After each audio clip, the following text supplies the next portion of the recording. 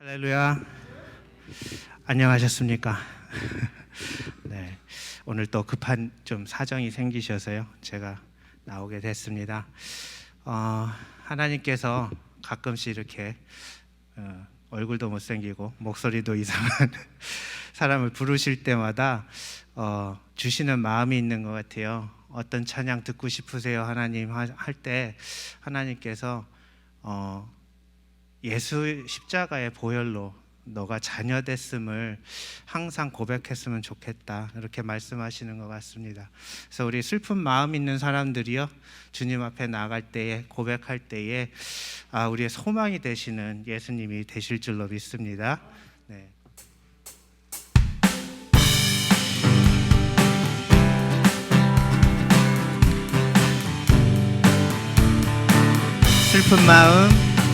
슬픈 마음 있는 사람, 예수 이름 믿으면 영원토록 변함없는 기쁜 마음 얻으리.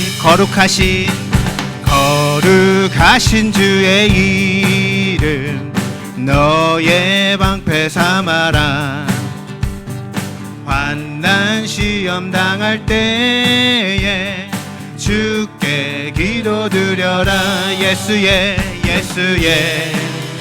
이름은 세상의 소망이요, 예수의 이름은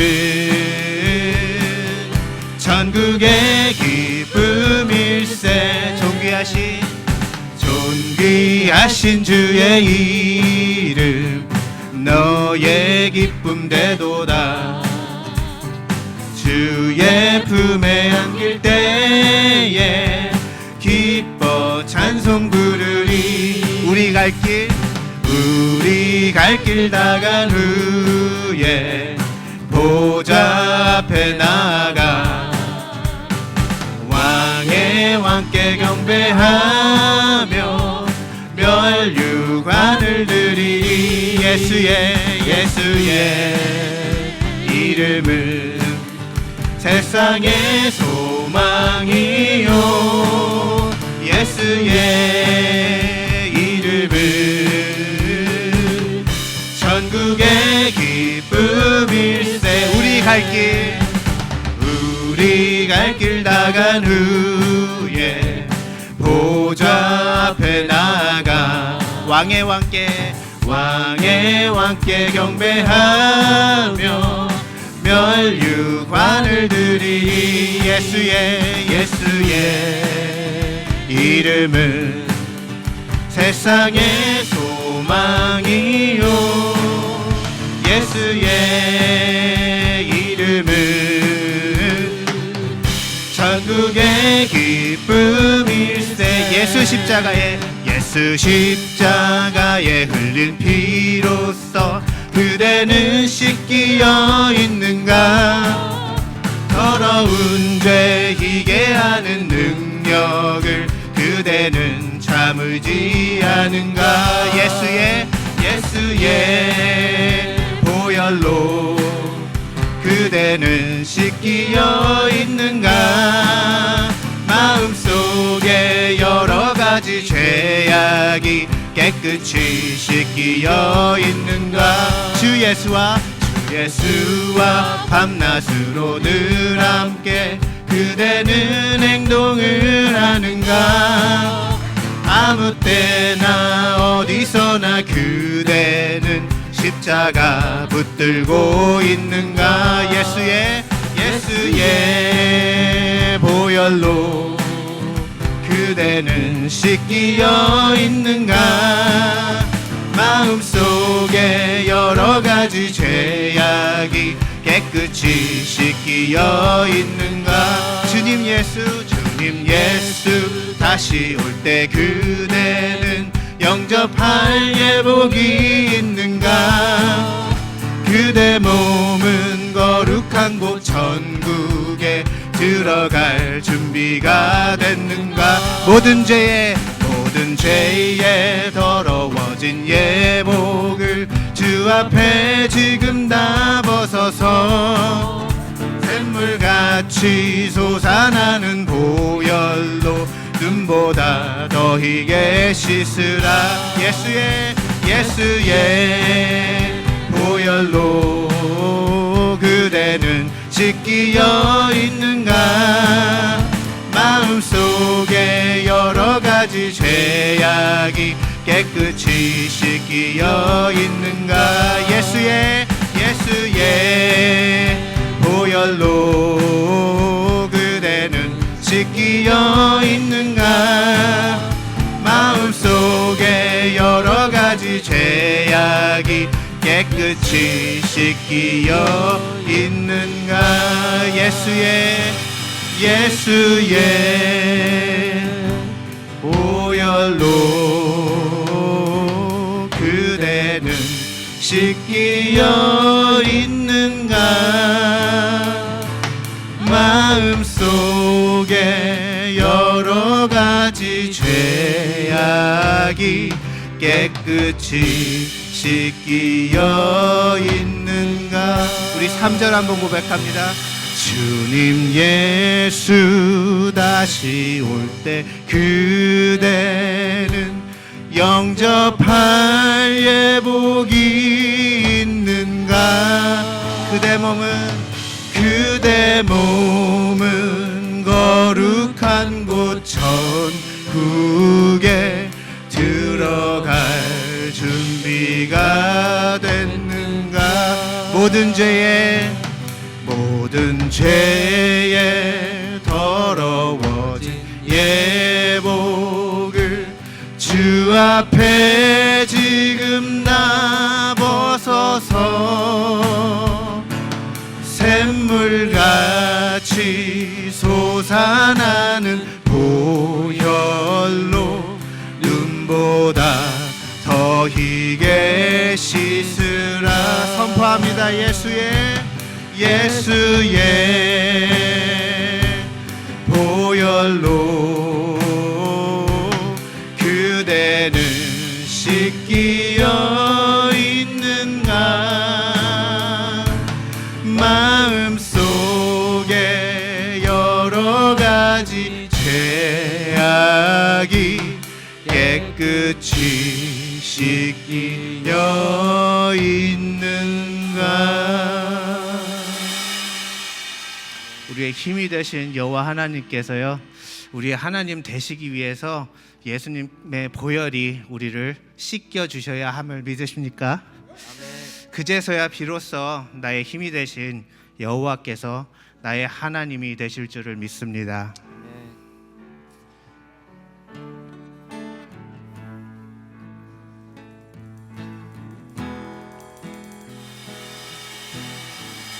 나의 힘이 되신 여호와여, 내가 주님을 사랑합니다.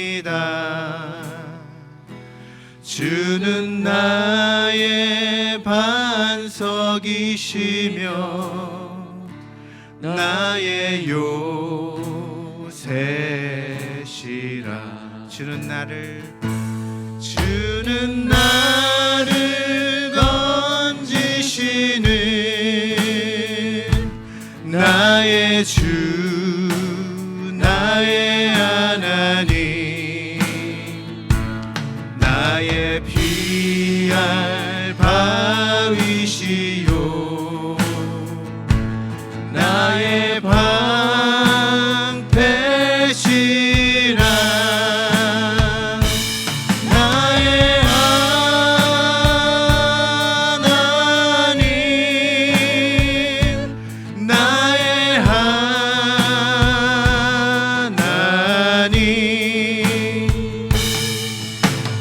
구원의 뿌리시요,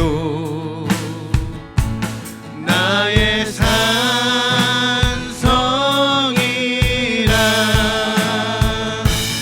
나의 하나님, 나의 하나님.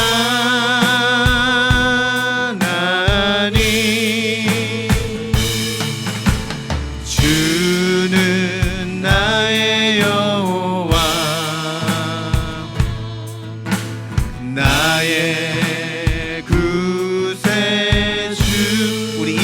고백합니다. 나의 생명이신 여호와여.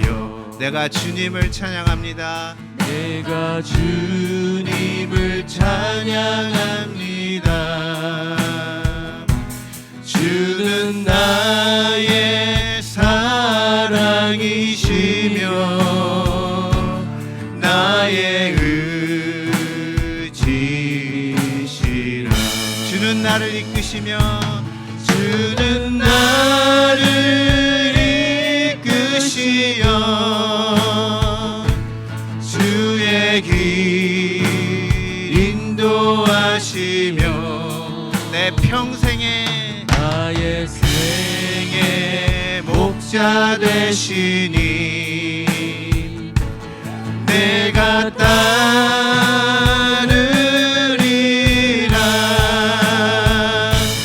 나의 하나님,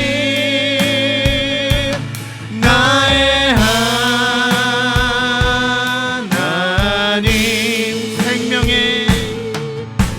생명의 면류관으로 내게 씌우소서. 우리 다 같이 일어나서 고백합니다. 나의 하나님,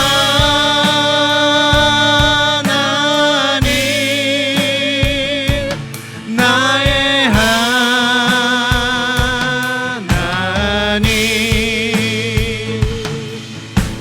주는 나의 여호와,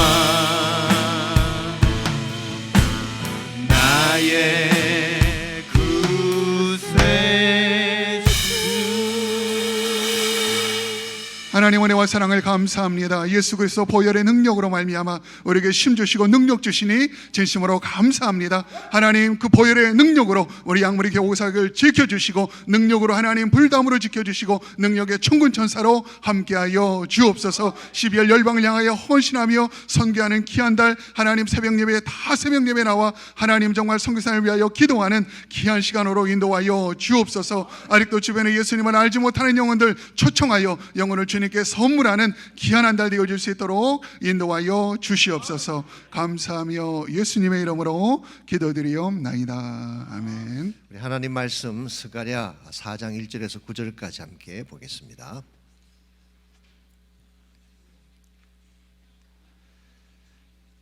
1315페이지 스가랴 4장 1절에서 9절 우리 한 절씩 교독하겠습니다. 내게 말하던 천사가 다시 와서 나를 깨우니 마치 자는 사람이 잠에서 깨어난 것 같더라.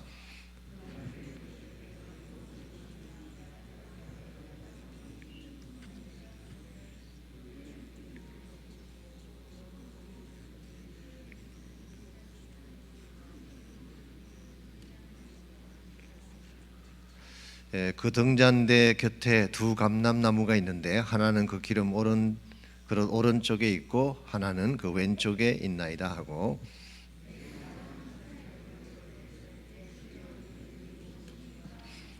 내게 말하는 천사가 대답하여 이르되 내가 이것들이 무엇인지 알지 못하느냐 하므로 내가 대답하되 내 주여 내가 알지 못하나이다 하니,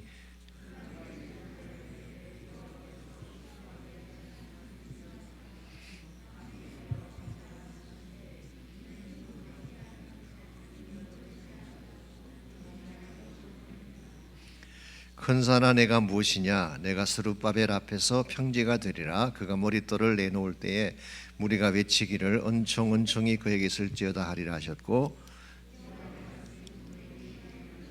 우리 9절 다 같이 읽겠습니다. 스룹바벨의 손이 이 성전의 기초를 놓았은즉 그의 손이 또한 그 일을 마치리라 하셨나니 만군의 여호와께서 나를 너희에게 보내신 줄을 내가 알리라 하셨느니라. 아멘. 그래도 꿈을 이루자, 그런 제목입니다. 사실 이 본문은 저희 교회에서 여러 차례 다룬 본문이기도 하고, 또 우리 어느 해는 이 본문을 주제로 1년 동안 우리가 이 나의 영으로 되리라 그런 주제로 한 해를 살았던 적도 있습니다. 익숙한 본문이긴 하지만 또 우리에게 주는 메시지가 다르기 때문에 오늘은 이 비전에 대해서, 꿈에 대해서 함께 이 본문을 보려고 합니다. 꿈을 갖는 것은 중요한 것이죠. 꿈이 있어야지 방향도 설정이 되고 또 삶을 살아가야 될 동기도 갖게 됩니다. 그런데 문제는 우리가 꾼 꿈이 다 이루어질까요? 근데 실제는 잘 이루어지지 않습니다. 이민 오신 분들이 다 꿈을 꾸고 오셨잖아요. 아메리칸 드림. 근데 이루어지지 않은 면이 더 많죠. 공부하시는 학생들이 꿈을 가지고 공부를 시작하는데 생각만큼 다 이루지 못합니다. 사업하시는 분들, 직장 다 마찬가지죠. 우리가 가진 꿈이 참 귀하긴 한데 꿈이 이루어지지 않는 이유는 뭘까요? 그것을 가로막는 무엇인가가 있기 때문에 그렇습니다. 이 장애물이 있기 때문에 우리 꿈이 이루어지지 않는 것입니다. 그러나 우리 인간이 가진 꿈은 이와 같이 이루어질 수도 있고 이루어지지 못할 수도 있고 여러 가지 많은 변수가 있습니다만은 하나님이 우리에게 주신 꿈은 다릅니다. 하나님께서 우리 심령 속에 주신 꿈이 사실 진짜 꿈이고 이 꿈은 반드시 이루어져야만 합니다. 왜냐하니까 이 꿈을 주신 분이 누군가요? 하나님. 그래서 이 꿈의 author, 이 꿈의 저작자가 하나님이십니다. 뿐만 아니라 꿈을 완수할 자가 누굴까요? 하나님이 완수하시죠. 그러므로 하나님이 주신 것이고 또 하나님이 이루실 꿈이기 때문에 하나님의 비전, 하나님의 꿈은 반드시 성취가 돼야 하는 것입니다. 여러분과 제가 인생을 사는 가운데에 우리 개인이 가진 꿈도 물론 하나님이 주시지만 사실 궁극적인 우리의 꿈은 하나님 나라 비전이죠. 여러분이 사업을 하시든 직장생활을 하시든 뭘 하시든 간에 방법은 여러 가지로 하시지만 우리 모두가 꾸어야 될 궁극적인 비전, 이것은 바로 킹덤 비전, 하나님 나라 꿈입니다.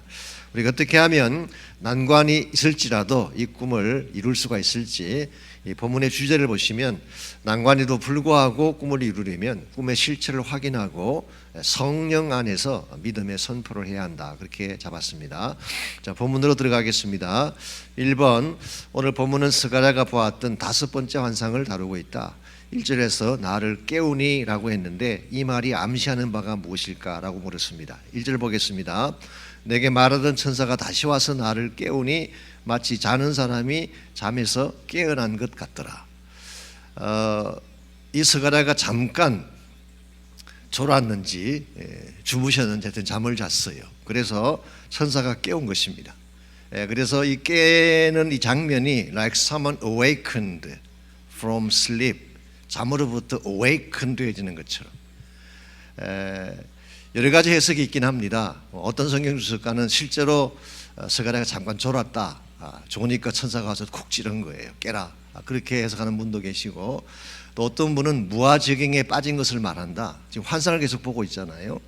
하나님이 주신 환상을 계속 보다 보니까 자기도 모르게 거기 빠져들어간 거예요. 자신을 잃어버릴 정도로 그게 확 빠져들어가서 있는 상태, 그걸 의미한다고 해석하는 분들도 계세요. 또 어떤 분들은 이렇게 해석하기도 합니다.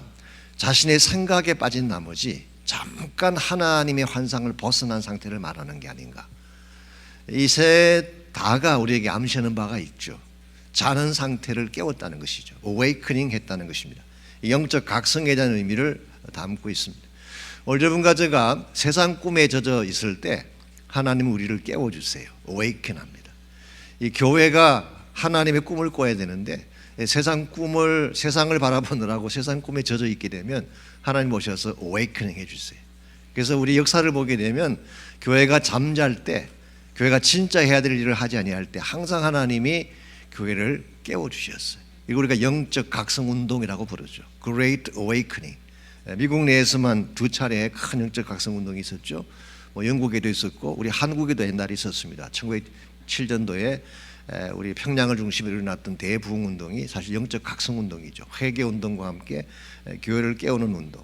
이런 면에서 오늘 이 본문의 말씀은 잠자고 있는 우리를 향해서, 또 잠자고 있는 현대 교회를 향해서 진짜 보아야 될 꿈을 보라고 깨우시는 장면, 이걸 먼저 염두에 두시면 좋겠습니다. 2번 문제, 자, 그렇다면 우리가 보아야 될 참된 꿈은 뭐냐는 것입니다. 이 환상의 내용이 2절과 3절에 나와 있는데요, 2절과 3절에 나와 있는 이 환상의 내용을 바르게 이해를 하셔야지 교회가 꾸어야 될 참 꿈을 바로 꿀 수가 있고 우리 크리스찬들이 꾸어야 될 꿈을 바르게 꿀 수가 있습니다. 먼저 2절 보겠습니다. 그가 내게 묻되 내가 무엇을 보느냐? 내가 대답하되 내가 보니 순금 등잔대가 있고, 이 등잔대는 이 등을 받치는 스탠드를 말합니다. 그래서 골든 램프 스탠드, 큰 스탠드를 말하는 것입니다. 그리고 스탠드 위에 기름 그릇이 있어요. 옛날 번역에는 이걸 주발이라 그렇게 번역을 했는데요. 영어로 바울, 기름을 담아놓는 큰 그릇이 그 위에 그 스탠드 위에 있는 것입니다. 그리고 그 위에 7개의 등잔이 있었어요.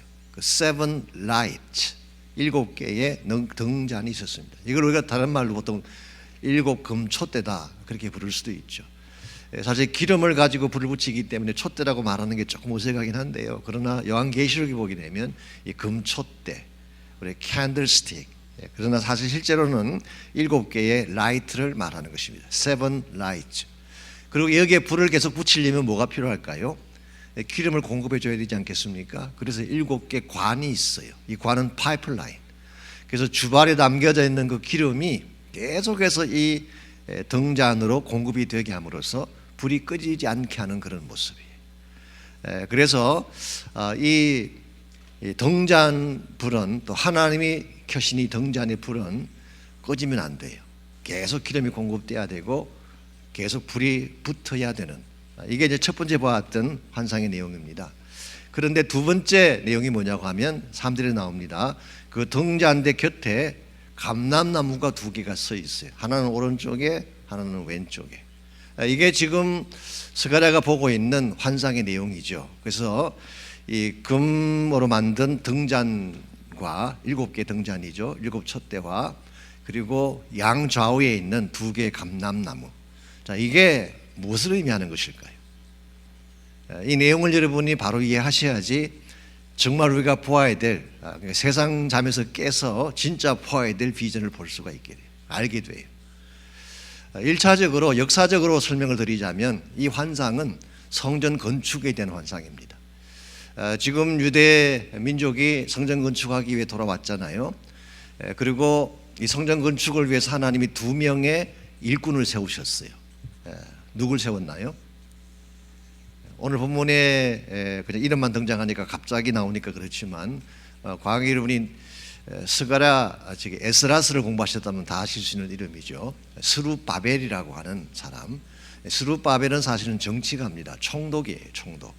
그러니까 유대인들을 다스리기 위해서 이 페르시아 제국에서 세운 총독이에요. 총독. 그러니까 이 사람은 정치가입니다. 정치적인 지도자죠. 스룹바벨. 이 스룹바벨은 사실 유다 지파이고 예수님 족보에 들어가는 사람이기도 합니다만은 어쨌든 간에 스룹바벨, 이건 통치자를 말합니다.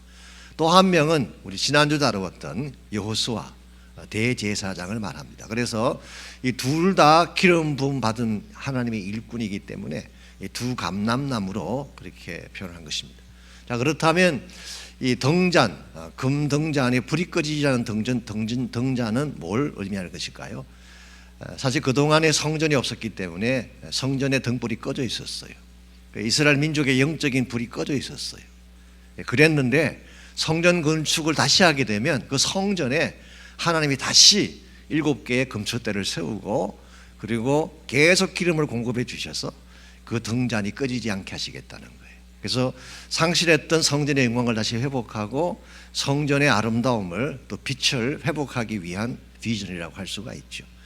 역사적으로는 이것이 오늘 본문이 보여준 환상의 내용이라고 할 수가 있습니다. 그래서 메이비암 하나님께서 이 스가랴에게 이 환상을 보여줌으로써 스룹바벨과 여호수아의 지도력 하에 다시 성전 건축을 해라. 그리고 성전 건축이 끝났을 때에 성전 안에 다시 환하게 빛날 등불을 켜라. 이런 면에서 아직은 성전 건축이 이루어지지 않았지만 이제 이 비전을 미리 보여주신 거예요. 이게 역사적인 내용입니다. 그렇다면 이 환상이 가지고 있는 궁극적인 내용은 무엇일까요? 오늘 본문만 보면 조금 그렇지만요, 여러분께서 요한계시록을 연결시켜 보면요, 요한계시록 1장에 보게 되면 그 사도 요한이 보았던 환상 중에 7개 금촛대가 나옵니다. 그리고 그 금촛대 사이로 다니시는 인자가 나와요. 그 인자가 누군가요? 예수 그리스도죠. 그리고 이 금촛대, 7 금촛대는 7 교회라고 밝히고 있습니다. 그러므로 오늘 본문에서 먼저 보았던 이 7개 등잔에 불이 붙이는 이 모습은 사실은 교회를 말하는 것, 장차 그리스도께서 오시면 세우실 교회를 의미한다고 볼 수가 있습니다. 그래서 하나님의 교회는 항상 등불이 켜져 있어야 돼요. 기도의 등불이 켜져 있어야 되고 말씀과 복음의 등불이 켜져 있어야 돼요. 이와 같은 등불을 켜려면 뭐가 있어야 될까요? 관을 통해서 계속 기름이 공급돼야 돼요. 기름이. 그래서 사도행전서에 보게 되면 초대 교회가 이제 설립되었을 때, 예루살렘 교회가 설립되었을 때에 성령께서 임하시면서 사실은 크리스찬들이 다 복음의 빛을 받고 등불같이 빛난 존재들이 됐어요. 그래서 하나님의 교회는 성령의 기름 부음을 받아야지 빛이 나는 것입니다. 진정한 차원의 진리의 빛을 나타낼 수 있게 되고 복음의 빛을 나타낼 수 있는 것입니다. 그래서 사실 오늘 이 말씀이 궁극적으로 사도행전 2장에서 교회가 시작됨으로써 성령께서 오시고 교회가 시작됨으로써 성취되었다고 말할 수가 있고, 이걸 계기로 해서 이제 두 감람나무가 있었지만 사실은 궁극적으로는 이 두 감람나무는 메시아이신 예수님을 예표한다고 볼 수가 있습니다. 예수님은 사실은 두 가지, 더 엄격하면 세 가지인데 세 가지 오피스를 한꺼번에 갖고 오신 분이에요. 예수님이 가지고 있던 세 가지 직분이 뭔가요? 첫째는 선지자예요. 선지자. 그래서 예수님이 오시면은 말씀을 선포하셨어요. preaching. 그래서 예수님은 프로핏이었어요. 선지자였어요. 그래서 예수님의 선지자적 삶은 공생의 3년 기간 동안에 주로 행해 주셨어요. 뿐만 두 번째로 예수님은 제사장이십니다. 제사장. 대제사장이시고 또 제사장이시죠. 그 십자가에서 본인을 제물로 해서 돌아가심으로써 영원한 제사를 드리신 제사장이세요. 그렇죠? 세 번째로 예수님은 어떤 분인가요? 왕이죠. 왕, king.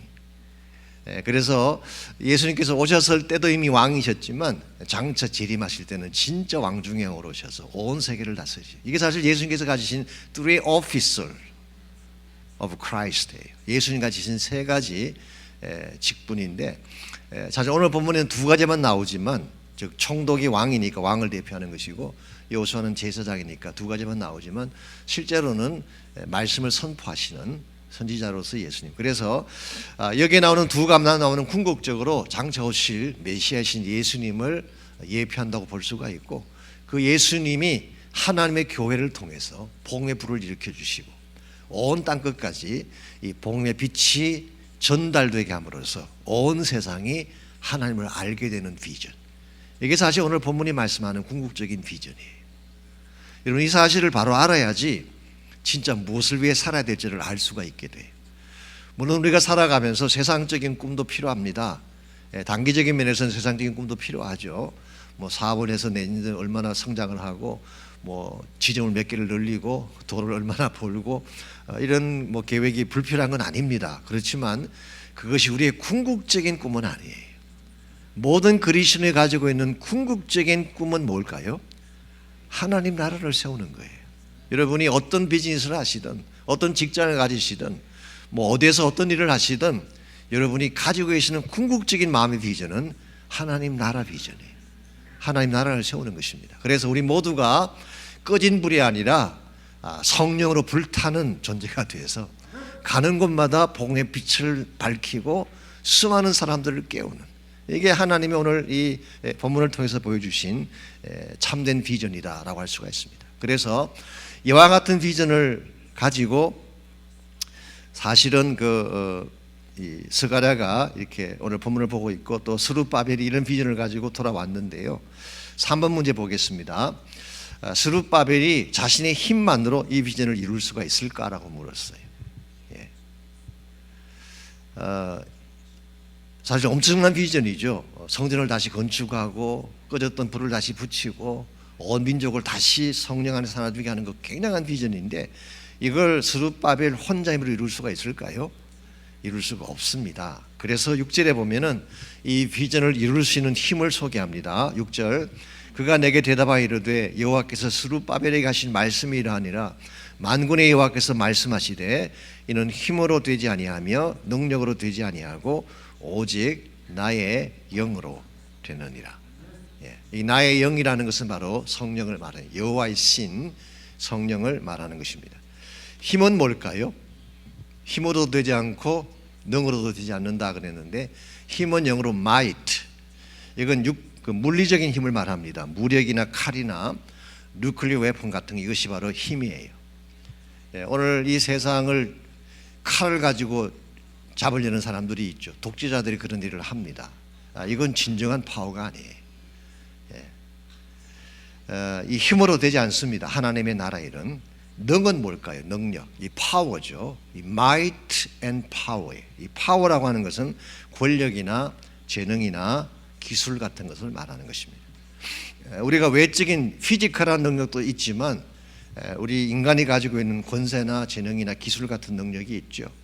특별히 오늘 이 시대는 과학이 발달해서 이 과학이라는 큰 능력을 사람들이 자랑하고 있어요. 요즘 웬만한 건 지금 AI가 다 처리하고 있잖아요. 이 바둑도 이젠 변했어요. 옛날에는 고수가 뭐 1시간씩 고심하면서 수를 찾고 그랬는데 탁 치면 금방 나와요. 이 AI로 만든 그 인공지능으로 만든 바둑을 뜨는 그 컴퓨터가 한국에도 있고 중국에도 있고 다 있어요. 그래서 이제는 그 바둑 뜨는 사람들이 어느 수가 제일 좋은 수인가 그 금방 딱 누르면 딱 금방 나와요. 이런 시대가 됐어요. 여러분 가지고 계시는 뭐 전화기부터 시작해서 컴퓨터, 자동차까지 지금 다 컨트롤 다 하고 있어요. 한국에 나가시면요, 제가 들은 이야기지만 한국에서는 어떤 분이 딱 예를 들면 그 코비드에 걸렸잖아요. 한 명이 딱 걸리면요, 이분이 어디 가서 누굴 만났는지, 지하철 몇 번을 갈아탔는지 이게 쫙 다 나와요. 무서운 시대가 됐습니다. 굉장한 파워죠, 굉장한 파워. 그래서 사실 저희들이 지금 옛날 생각으로 살고 있기 때문에 좀 편안하게 살고 있지만 알고 나면 아마 잠 못 주무실지 몰라요. 지금 미국이 그런 시대, 온 세계 그런 시대. 그래서 이 might and power, 이거는 세상이 가지고 있는 힘이에요.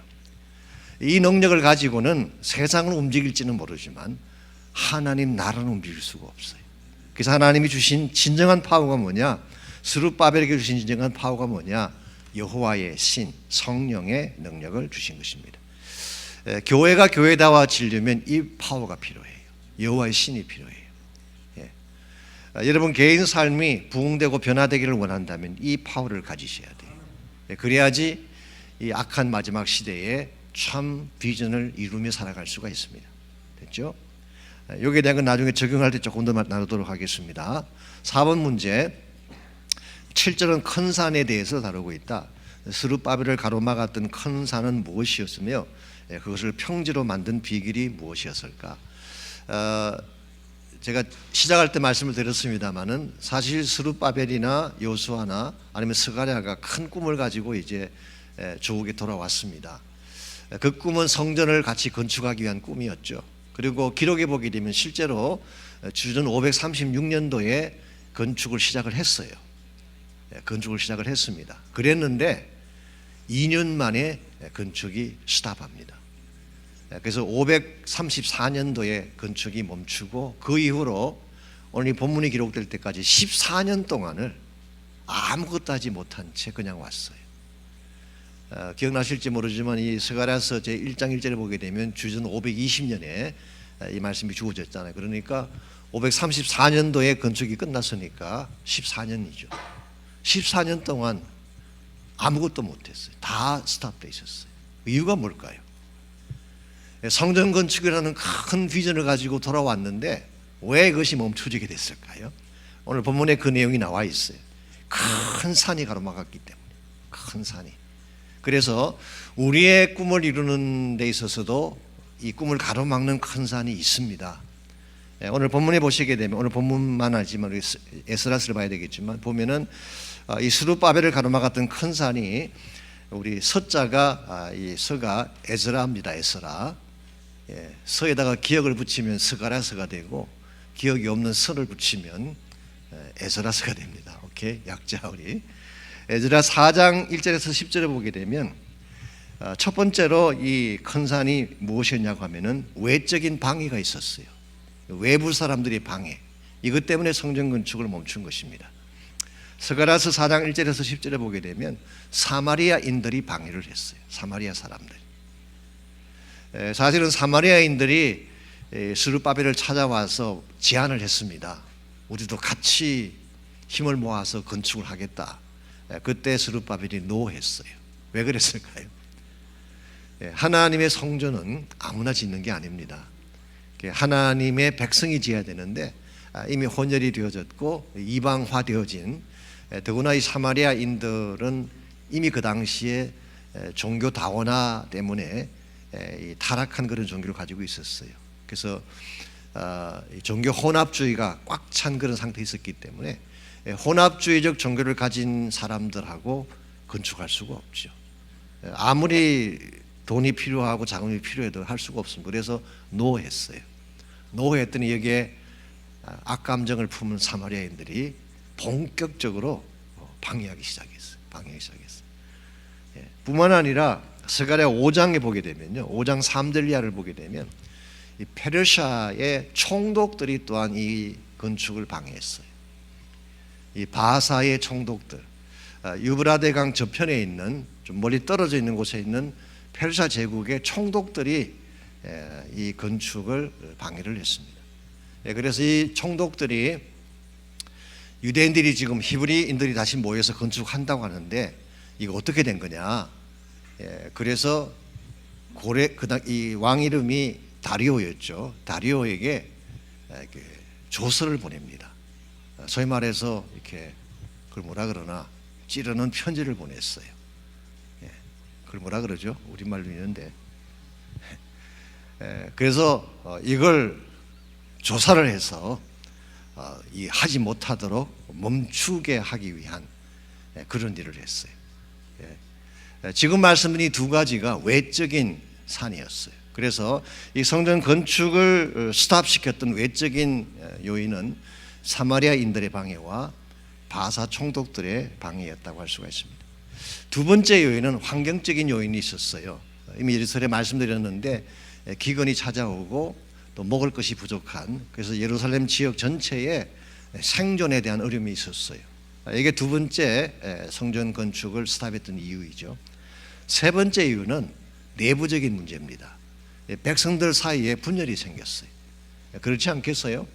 성전 건축파가 있고 반대파가 나오지 않겠습니까? 항상 이게 무슨 그 문제가 생기면 항상 편이 갈라지게 되죠. 찬성파가 있고 반대파가 있고, 그 백성들 사이에 분열이 생긴 것입니다. 이 세 가지 메인 요소 때문에 2년 만에 건축이 스탑되지고 14년 동안 이걸 못한 거예요. 그랬는데 어떻게 하나님 역사하시는지 아십니까? 아무리 산이 크게 보여도 하나님이 개입하시면 정말 기가 막히게 문제가 풀리게 돼 있어요. 그래서 한번 우리 앞으로 잠깐 가셔서 에스라서를 한번 보겠습니다. 제가 말만 하는 것보다 여러분이 직접 읽는 게 훨씬 더 마음에 와닿을 것입니다. 6장을 보겠습니다. 4장과 5장은 이미 제가 설명을 드렸기 때문에 그냥 제 설명으로 됐다고 생각하고요. 6장을 가보시기 바랍니다. 사실은 5장 마지막 부분에 보게 되면 이 바사의 그 총독들이 다리오 왕에게 이렇게 그 편지를 보내가지고 좀 조사를 하도록 그렇게 요청을 했어요. 그게 5장 17절입니다. 이제 왕께서 좋게 여기시거든 바벨론에서 왕의 보물 청각에서 조사하사 과연 고레스 왕이 조서를 내려 하나님의 성전을 예루살렘에 다시 건축하라 하시는지 보시고 왕은 일에 대하여 왕의 기쁘신 뜻을 우리에게 보여주십시오. 지금 유대인들이 고레스 칙령을 이야기하면서, 즉 바사 제국을 세웠던 왕인 고레스 왕이 칙령을 내려서 건축한다 그러는데 진짜인지 확인해 보라는 거예요. 믿을 수 없다는 것입니다. 사실 이것은 건축을 스탑시키기 위한 방안이죠. 그래서 할 수 없이 6장입니다. 6장에 다리오 왕이 조서를 내려서 문서 창고, 곧 바벨론의 보물을 쌓아둔 보물 청각에서 조사를 하게 했어요. 조사해달라고 요청을 했으니까 조사를 시켰습니다. 그랬더니 2절에 두루마리 한 개가 나왔어요. 그 보물 창고에서. 그 두루마리의 내용이 뭔가요? 두루마리 찾아서 거기에 기록되었을 때 3절입니다. 고레스 왕 원전에 조서를 내려 이르기를 예루살렘에는 하나님의 성전에 대하여 이르노니 이 성전 곧 제사 드리는 처소를 건축하되 지대를 견고히 쌓고 그 성전의 높이는 60규빗으로 너비도 60규빗으로 하고 큰 돌 3켜에 새 나무 1켜를 놓으라. 그 경비는 다 왕실에서 내리라. 참 기가 막히지 않아요? 이 성전 건축을 스탑시키려고 이 조사단을 파견해 달라 그랬는데 그들이 창구를 다 뒤져본 결과 생각지도 않던 두루마기가 나온 거야. 이 두루마기가 안 나왔더라면 그냥 해프닝으로 끝날 수도 있고 뭐 또 다리오 왕이 자기들 그 총독말 듣고 이렇게 스탑시킬 수 있을 텐데 그 조사를 시키는 바람에 그 보물 창구에서 이 고레스 왕 원년에 보냈던 조서 원본이 딱 나온 거예요. 그 원본의 내용을 보니까 이런 규격으로 짓게 하고 허락은 당연히 했고 경비를 다 왕실에서 내라라고 하는 조서가 발견이 됐어요. 이와 같은 것을 전화위복이라 그럽니다. 하나님 역사하시면 이런 일이 벌어져요. 안 되게 하려고 했는데 이게 오히려 변화해서 포기된 거예요. 그래서 큰 산처럼 보였는데 정말 스룹바벨이 감당할 수 없는 큰 산이었는데 하나님 앞에 믿음으로 나갔더니 하나님이 개입하시니까 큰 산이 산산조각이 나서 플랫하게 되어지고 평지가 되어지고 오히려 성전 건축을 더 잘할 수 있는 여건이 주어진 거예요. 이게 하나님이 함께 하시면 일어나는 일이에요. 그래서 사실 오늘 우리의 사역이나 우리 삶의 현장에도 항상 큰 산이 있죠. 근데 여러분 큰 산을 두려워할 필요가 있을까요? 두려워할 필요가 없습니다. 오늘 본문에 나온 것처럼 큰 산아 내가 무엇이냐 선포하시고 믿음으로 선포하게 되면 그 큰 산이 납작하게 돼요. 하나님 주신 진짜 축복이 주어지는. 그래서 이 하나님의 그 비전을 이루려면 성령의 능력도 필요하지만 이 믿음의 선포가 필요해요. 큰 산아 무엇이냐라고 선포할 수 있는 믿음의 선포. 5번 문제입니다. 머릿돌을 내놓을 때 무리들이 뭐라고 외쳤는가? 우리 7절 하반부입니다. 7절 하반부. 다시 본문으로 돌아가셔서 자, 스룹바벨 앞에서 평지가 되리라. 그가 머릿돌을 내놓을 때에 무리가 외치기를 은총이 그에게 있을지어다. 이 대목도 가만히 묵상해 보면 참 기가 막힌 말씀이에요. 왜냐하니까 제가 조금 전에 말씀드렸죠. 그 큰 산 중에 하나가 내부 분열이라고 말씀드렸습니다. 그러니까 지금까지 스룹바벨에 대해서 반기를 들고 뒤에서 계속 공격을 하고 비판하고 막 분열을 조장했던 그 사람들이 있었는데요. 이 사람들이 이제 성령께서 역사하시고 하나님이 개입하시니까 그 무리들이 다 모여가지고 성전의 머릿돌을 내려놓을 때 다시 건축을 시작할 때에 무리가 외치기를 은총이 그에게 있을지어다. 이 마음이 이제 다 하나가 된 거예요. 마음이 치유가 된 거예요. 분열된 마음이 다시 하나로 만들어진 거예요. 그리고 그들이 외치던 것이 은총. 이 은총이라는 말은 히브리 말로 hand이라는 말인데요. 이 grace, 은혜라고 번역할 수도 있고 favor는 어떤 혜택을 주는 거죠. 이게 봐주는 거죠. 사실 은혜나 favor는 같은 말입니다. 그래서 favor 혹은 grace라고 번역할 수 있는 단어예요. 즉 하나님께서 이 스룹바벨에게 특별한 은총을 부어달라는 거예요. 하나님의 일은 하나님의 은혜 가운데 마무리하셔야지 제대로 되는 거예요. 그래서 이와 같은 고백과 함께 9절에 보시면은 스룹바벨의 손으로 그가 시작한 일을 마치리라 라고 말씀을 하고 있습니다. 그래서 하나님 나라 비전의 시작자는 하나님이에요. 그 과정도 하나님이 인도하십니다. 그리고 마지막 마무리는 그분의 은총 가운데 끝나게 하는 거예요. 이게 진정한 하나님 나라 비전입니다. 그래서 6번입니다. 큰 산이 가로막아도 비전은 이루어질 수 있다. 참된 비전을 이루려면 무엇이 필요할까? 말씀드렸죠. 첫째는 성령의 능력이 필요합니다. 두 번째는 믿음의 선포. 큰 산아 내가 무엇이냐? 이런 선포가 필요합니다. 세 번째로 은총이 임해야 돼요. 하나님이 사실 은혜를 베풀어 주셔야 돼요. 하나님이 봐주셔야 돼요. 우리 한 그대로 다 하면 못해요. 하나님이 많이 봐주십니다. 그래서 오늘 주일날 하나님 나라의 꿈, 하나님 나라의 꿈은 반드시 이루어져야 될 꿈이고 이 꿈을 이루는 비결에 대해서 제가 말씀을 준비하도록 하겠습니다. 나눔과 적용 파트입니다. 1번, 한 해를 보내는 마지막 달이라 새해를 시작할 때 어떤 꿈을 가졌었는가, 그 꿈이 얼마나 이루어졌다고 생각하는지, 여러분 나름대로 그냥 한 해 동안 처음 시작할 때 꾸었던 꿈을 나누시고 그것이 어떻게 이루어졌는지를 그냥 나누시면 돼요. 실제로 꾸었던 꿈이 다 이루어졌나요? 아닌가요? 예, 아마 코로나 때문에, 코로나라고 하는 산 때문에 많이 막힌 줄 압니다. 그런 내용들을 나누시면 좋겠고요. 2번 문제, 바른 꿈이 있고 허황된 꿈이 있습니다. 바른 꿈은 어떤 것이며 허황된 꿈은 어떤 것인지, 그래서 본인이 가지고 있는 바른 꿈에 대해서 나누라, 그렇게 이야기했어요. 바른 꿈은 이미 말씀드린 것처럼 하나님이 주신 꿈이 바른 꿈이에요. 내가 하고 싶은 일을 이루는 게 바른 꿈이 아니라 하나님이 주신 꿈이 바른 꿈이에요. 하나님이 주신 꿈. 그래서 여러분께서 기도하는 중에 하나님이 나에게 주시는 꿈을 받아야 돼요. 그 비전을 가져야 돼요. 이게 God given dream, 하나님이 주신 꿈이에요.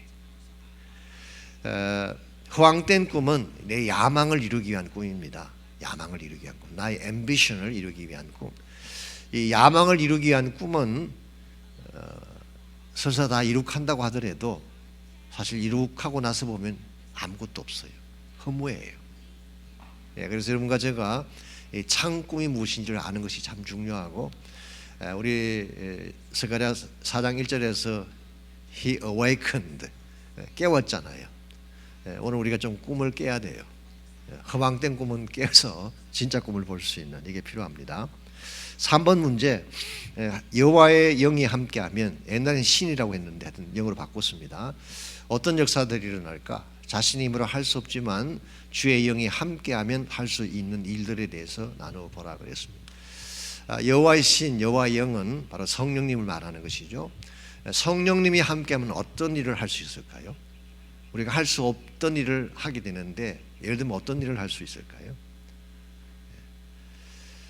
이 부분에서 여러분이 조금 더 깊게 들어가시면 좀 설명을 더 하셔도 되고, 아니면 그냥 나누기만 하셔도 됩니다. 그냥 참고로 말씀드리면은, 우리 사도행전서에서 성령 충만이라는 이 표현이 헬라말을 보기에는 두 가지 종류가 있어요. 두 가지 종류가. 일반적으로 성령 충만 그러면은 인격적인 충만을 말합니다. 인격적인 충만. 그래서 성령이 나의 인격을 장악해서 사랑하지 못할 자를 사랑하게 하고 기뻐하지 못할 때 기뻐하게 하고, 이게 이제 성령 충만이죠. 근데 성령 충만에 대한 것이 인격적인 충만만 있는 것이 아니라 능력적인 충만도 있어요. 능력적인 충만. 자, 인격적인 충만이라고 할 때는 헬라말로 플레로오라는 단어를 써요. 플레로, P-L-E-R-O-O예요. 플레로. 이 플레로마 그러면은 풀리스, 충만이라는 뜻이죠. 플레로마. 근데 동사형으로 플레로오 그러면은 채운다, 가득 찬다, 그 말이에요. 오케이? 이게 인격적인 충만. 이게 갈라디아서 5장에 나오는 성령의 9가지 열매를 맺는 충만이죠. 그 반면에 능력의 충만은 핀플렘이라는 다른 단어를 씁니다. P-I-M-P-L-I-M-I. 좀 어렵죠. 핀플렘이 P-I-M-P-L-I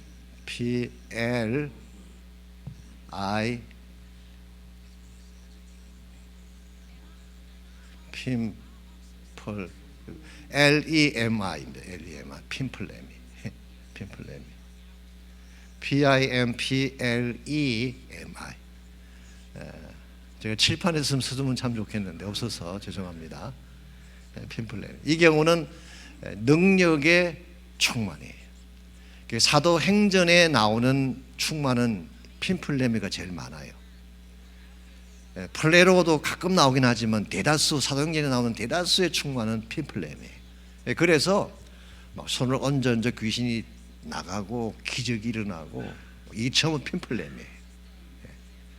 그래서 여러분과 제가 이 성령의 능력으로 처음 받게 되면요, 인격적인 변화들이 일어나게 되고 우리가 할 수 없는 기적도 일어날 수 있는 굉장한 파워예요. 이게 하나님 우리 교회에 주신 가장 큰 파워인데 이 파워를 써야 되지 않겠어요? 예, 그래야지 교회가 교회다워지지. 이 파워를 제대로 쓰려면은 기도해야 돼요. 기도. 예, 성령은 항상 기도하는 현장에 나타나시기 때문에 기도하면 이 파워가 나타나기 시작합니다. 그때 부흥이 일어나요. 부흥이 일어나요. 4번 문제, 큰 산아 내가 무엇이냐? 이것은 믿음의 선포이다. 믿음으로 선포해야 될 대상, 즉 큰 산에 대해서, 문제에 대해서 나누고 실제로 선포하는 기도를 함께 하시면 좋겠어요. 예를 들면 뭐 질병이 큰 산인 분도 있죠. 나에게 지금 질병이 생겼습니다. 그때 큰 산아 내가 무엇이냐? 그리고 선포하고 기도하면 질병이 떠나가는 거죠. 뭐 경제적인 위기, 신분, 뭐 또 학업 진학을 앞둔 분들은 학교가 또 큰 산일 수도 있죠. 뭐 관계성, 이게 다 이제 큰 산입니다. 이런 걸 놓고 선포하며 기도하면 하나님이 개입하시면 아까 보셨잖아요. 기가 막힌 방법으로 답을 주십니다. 5번 문제, 하나님의 은총이 없이 그 무엇도 이룰 수가 없다.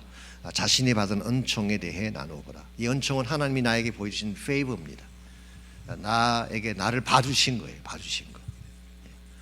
여러분 지금까지 살아오면서 하나님이 봐주셨나요? 안 봐주셨나요? 많이 봐주셨어요. 많이. 저도 목회하면서 많이 봐주셨어요. 하나님이 안 봐주시면 절대 우리가 못해요. 이걸 우리가 은총이라 그러는 은총. 그래서 사실 저희 교회도 이 팬데믹 기간 동안 하나님 많이 봐주셨어요. 옛날에 건축할 때도 많이 봐주셨어요. 지금도 많이 봐주고 계십니다. 그래서 은총, 페이버, 이걸 우리가 구해야 되고 이 은총 가운데 살아야지 바른 삶을 살 수가 있습니다. 함께할 기도 제목에 보시면은 한생명 축제를 위해 기도하라 그랬는데 1월 30일이니까 1월까지 기다릴 필요가 있을까요? 아닙니다. 오는 주일부터 계속입니다.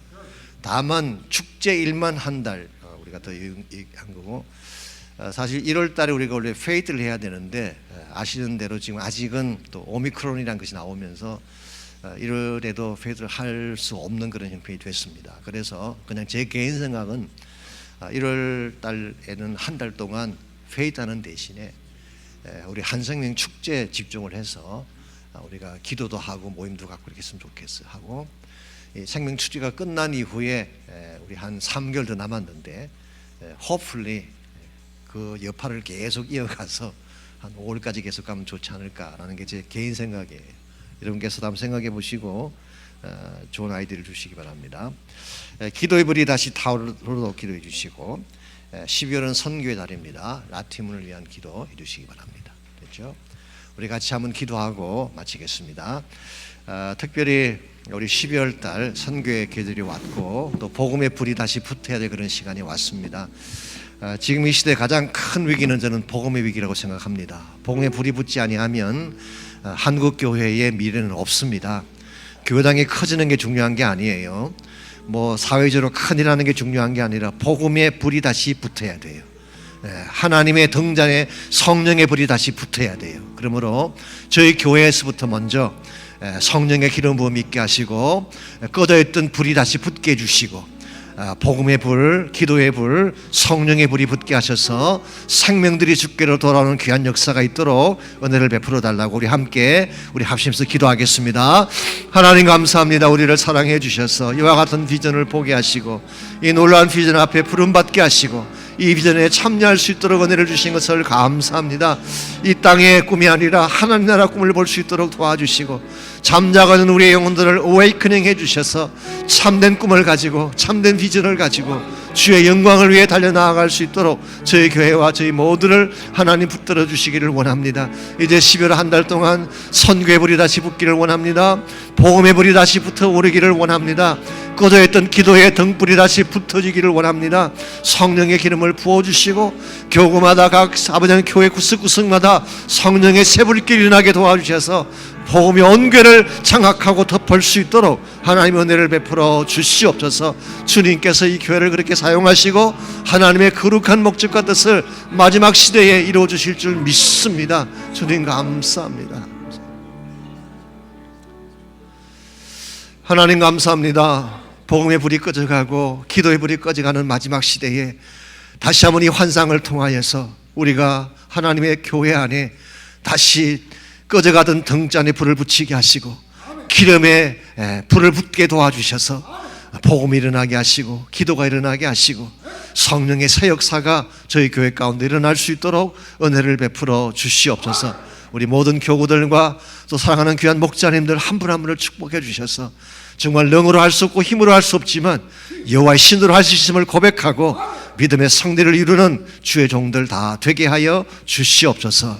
예수님의 이름으로 기도하옵나이다. 아멘.